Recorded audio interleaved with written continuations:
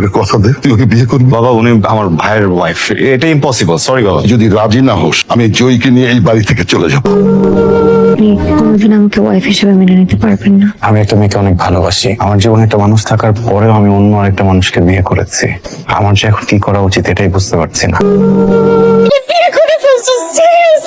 তোমার সাথে যেটা হয়েছে এটা অনেক খারাপ হয়েছে। আমি না জাস্ট একটা জিনিস জানি, আমি তোমাকে অনেক ভালোবাসি। আপনি এসছেন, বাবা মা আপনার জন্য অপেক্ষা করতে করতে ঘুমিয়ে পড়েছে। আপনাকে অনেকবার ফোন করেছিল কিন্তু আপনাকে ফোনে পাওয়া যাচ্ছিল না। আমি আপনার জন্য ডিনার রেডি করে রেখেছি, আর আমিও খাবো না, খাইনি।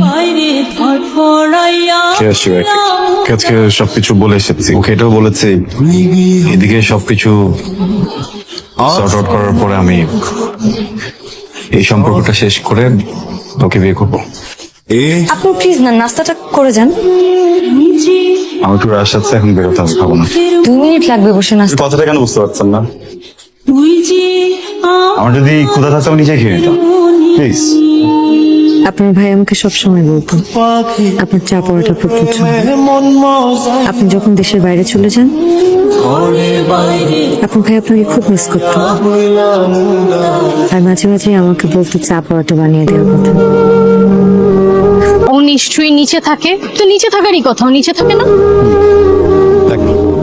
আচ্ছা আমি বুঝতেছি না ও চলে যাচ্ছে না কেন বাপের বাড়িতে? তুমি কয়েকদিনের জন্য আসছো বাংলাদেশে, তুমি তো চলে যাবা। এই কয়েকদিন ও বাপের বাড়িতে থাক। মেয়েটা এরকম স্টুপিড কেন? আমি বুঝলাম না, ওর চরিত্রে সমস্যা আছে। না হলে ও ওর হাজবেন্ড মারা যাওয়ার পর হাজবেন্ডের ভাইকে বিয়ে করতে পারে না। প্লিজ এইভাবে কথা বলো না, আমরা মজায় মজায় বিয়েটা করিনি। সিচুয়েশনটা বোঝো, আমার টুইন ব্রাদার মারা গেছে, ফ্যামিলির সিচুয়েশন বুঝতেছো তুমি? আপনার কোনো রাইটই নেই প্রমির নাম মুখে নেয়। আপনার মতো একটা মানুষের লাইফ ঠিক করতে যে আমার বাপ আমারে ফাঁসাইছে, আমি এই জন্য আপনারে বিয়ে করছি। প্রমি সবকিছুতে পাজল আরেকটা জায়গায় চলে গেছে, পুরো ফাকড আপ লাইফ আমার, জাস্ট বিকজ অফ ইউ। এই মুখে জীবনের প্রমির নাম নেবেন না, বুঝতে পারছেন? হ্যাঁ